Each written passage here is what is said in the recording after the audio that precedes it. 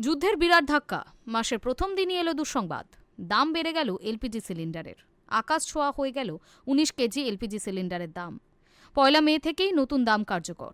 কলকাতায় কত দাম হলো সিলিন্ডারের? যে আশঙ্কাটা অনেকদিন ধরেই বিরোধী শিবির করছিল সেটাই সত্যি হলো। ভোট মিটতেই জ্বালানির দাম বাড়ানো শুরু করলো রাষ্ট্রায়ত্ত তেল সংস্থাগুলি। প্রথম কোপটা পড়ল বাণিজ্যিক গ্যাসের ওপর। ১০০-২০০ টাকা নয়, এক ধাক্কায় সিলিন্ডার পিছু ৯৯৩ টাকা করে বাড়ানো হলো ১৯ কেজির বাণিজ্যিক গ্যাসের দাম। তবে এখনো পর্যন্ত সাধারণ গৃহস্থের জন্য বড় স্বস্তির খবর এটাই যে ১৪.২ কেজি রান্নার গ্যাসের দামে কোনো পরিবর্তন করা হয়নি। মাসের শুরুতেই রান্নার গ্যাসের দাম ঘোষণা হয়, কখনো বাড়ানো হয়, কখনো আবার কমানো হয়। যদিও গত কয়েক মাস ধরে লাগাতার বাণিজ্যিক গ্যাসের মূল্য বৃদ্ধি হচ্ছে। তথ্য বলছে বছরের শুরুতেই অর্থাৎ ১ জানুয়ারি ২০২৬-এ এক ধাক্কায় বাণিজ্যিক সিলিন্ডারের দাম বৃদ্ধি হয়েছে ১১১ টাকা। এমনকি ১ ফেব্রুয়ারিতেও আরও ৪৯ টাকা বৃদ্ধি হয়েছে বাণিজ্যিক রান্নার গ্যাসের দাম। মার্চের শুরুতেই দাম বাড়ানো হয়েছে ৩১ টাকা। গত মাসে যুদ্ধের আবহে এক ধাক্কায় ২১৮ টাকা বাড়িয়ে দেওয়া হয়। এবার সেটা বাড়ানো হলো ৯৯৩ টাকা।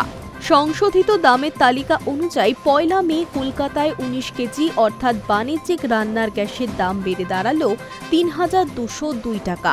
শুধু কলকাতা নয়, দেশের অন্যান্য বড় শহরগুলিতেও উল্লেখযোগ্যভাবে বাণিজ্যিক রান্নার গ্যাসের দাম বৃদ্ধি হয়েছে।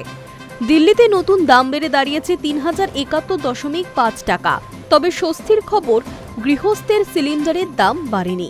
ইন্ডিয়ান অয়েল কর্পোরেশনের দাবি, সাধারণ মানুষের উপর যাতে কোনোভাবে আন্তর্জাতিক বাজারের মূল্যবৃদ্ধির প্রভাব না পড়ে সেটা নিশ্চিত করতেই সব রকম ব্যবস্থা নেওয়া হচ্ছে। মোটের ওপর ৮০% পেট্রোপণ্যের দাম বাড়ানো হচ্ছে না।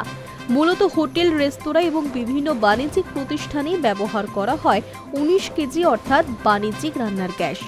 লাগাতার মূল্যবৃদ্ধির ফলে হোটেল, রেস্তোরাঁ খরচ উল্লেখযোগ্যভাবে বৃদ্ধি পাবে বলেও আশঙ্কা।